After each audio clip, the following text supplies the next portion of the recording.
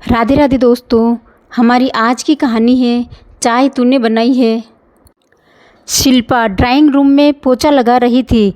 सास ससुर दोनों बच्चे ड्राइंग रूम में ही थे। चाय लो, गर्मा गर्म चाय, चाय लो, गर्मा गर्म चाय, ऐसा कहते हुए हाथ में चाय का ट्रे लेकर प्रमोद, शिल्पा का पति, ने ड्राइंग रूम में प्रवेश किया। शिल्पा को अपनी आंखों पर विश्वास नहीं हुआ।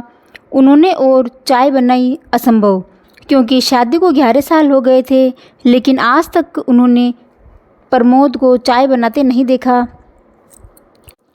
चाय बनाना तो दूर की बात, वो तो सोकर उठते थे तो कभी अपनी चादर भी तह करके नहीं रखते थे।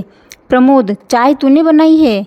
सासू जी ने पूछा। हाँ मम्मी, ज़रा पीकर तो बताओ चाय कैसी बनी है। हे राम, ये क्या देख रही सुन रही हूँ। शिल्पा, तुझे ज़रा भी शर्म लाज कुछ है कि नहीं? तुझसे चाय बना के नहीं हो रही थी तो मुझे बता देती। अभी तो मेरे हाथ पैरों में दम है, मैं ही चाय बना देती। ये आजकल की बहुएं भी ना बिल्कुल ही कामचोर होती है, और लाज शर्म तो जैसे बेच ही दी इन लोगों ने। मुझे देख, शादी को 45 साल हो गए, लेकिन मजाल है कि कभी तुम्हारे ससुर जी से कोई काम करवाया हो। आज तक इन्होंने कभी अपने हाथ से पानी तक लेकर नहीं पिया। मैंने मेरे बेटे से भी कभी काम नहीं करवाया, और तू उससे चाय बनवा रही है। शिल्पा को काटो तो खून नहीं। वो मन ही मन सोचने लगी कि आज इनको क्या हो गया है, क्यों बनाई इन्होंने चाय। अब मम्मी जी और पापा जी मुझ पर बार बार ताने कसेंगे। चाय बना कर ज़रूर इन्होंने मेरी थोड़ी सी मदद कर दी, लेकिन जितना समय चाय बनाने में लगता उससे ज़्यादा समय तो मुझे ताने सुनने पड़ेंगे।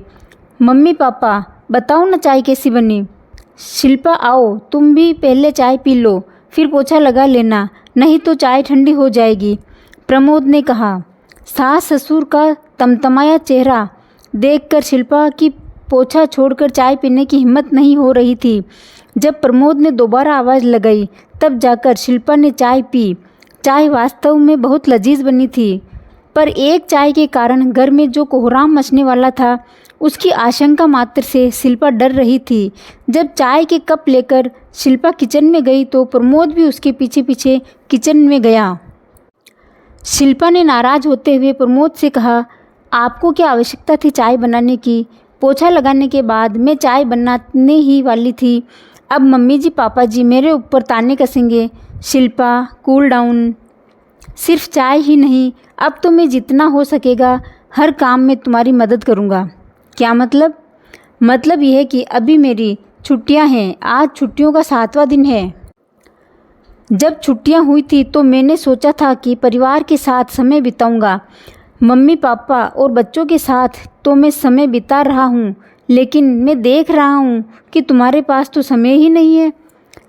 सॉरी जी, आज से मैं काम और जल्दी ख़त्म करने की कोशिश करूँगी। मैं समझ रहा हूँ कि तुम भी हमारे साथ समय बिताना चाहती हो, लेकिन अभी मैं और बच्चे सभी घर पर रहने से हम लोग थोड़ा सा देर से सोकर उठते हैं, जिस कारण तुम्हारा पूरा रूटीन गड़बड़ हो रहा है, और ऊपर से काम वाली बाई भी नहीं आ रही। मैं पिछले 6 दिनों से देख रहा हूँ कि तुम्हें 1 मिनट की भी फुर्सत नहीं मिल रही है। रात होते होते थकान के मारे तुम्हारा चेहरा उतर जाता है। चाय, नाश्ता, खाना, बर्तन, कपड़े, झाड़ू, पोछा, पापा मम्मी की दवाई आदि देना, आखिर तुम अकेली क्या क्या करोगी? इसलिए मैंने फैसला किया है कि जब तक छुट्टियां हैं और काम वाली बाई नहीं आ रही है, कम से कम तब तक मैं जहां तक हो सकेगा हर काम में तुम्हारी मदद करूंगा। आज नाश्ते में पोहा ही बना रही हो ना? मैं पोहे के लिए आलू प्याज काट देता हूँ। लेकिन मम्मी जी पापा जी क्या सोचेंगे? उनको मैं समझा दूंगा। ऐसा कहकर प्रमोद आलू प्याज काटने लगा। इतने में शिल्पा की सास किचन में आ गई और प्रमोद को आलू प्याज काटते देखकर आग बबूला होने लगी। वे कुछ ज़्यादा बोलती। इतने में ही सास के मोबाइल पर शिल्पा की ननंद का फ़ोन आ गया। सास की आवाज़ सुनाई दी। क्यों, क्या हुआ बेटा, तू रो क्यों रही है? ऐसी आवाज़ सुनकर शिल्पा और प्रमोद दोनों का ही ध्यान बातचीत की ओर गया। ऐसा कैसे कर सकते हैं तेरे सास ससुर? तू भी हाड़ मास की ही बनी है। जब काम वाली बाई भी नहीं आ रही है तो अकेली जान झाड़ू पोछा, बर्तन कपड़ा, खाना बनाना और घर के बाकी के काम कितने काम करेगी। तू दामाद जी घर पर है तो थोड़ी बहुत मदद तो उन्हें भी करनी चाहिए। वे दामाद जी को फ़ोन दे, मैं उनसे बात करती हूँ।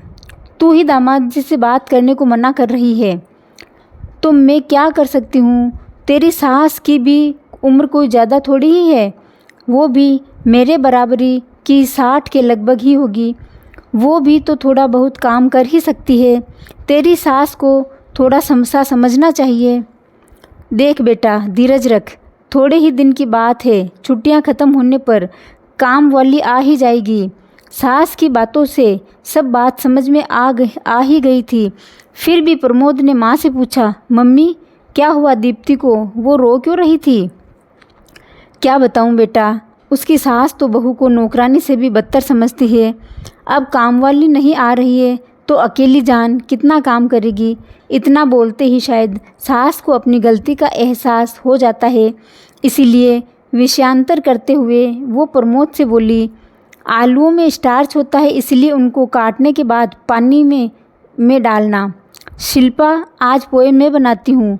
वैसे भी तेरे ससुर जी कह ही रहे थे कि आज उन्हें मेरे हाथ के पोहे खाने हैं। मम्मी मैं आया। सुखद बदलाव देखकर प्रमोद शिल्पा की ओर देखकर मंद मंद मुस्कुराने लगा। धन्यवाद दोस्तों, ये कहानी आपको कैसी लगी? लाइक, शेयर और सब्सक्राइब ज़रूर करें।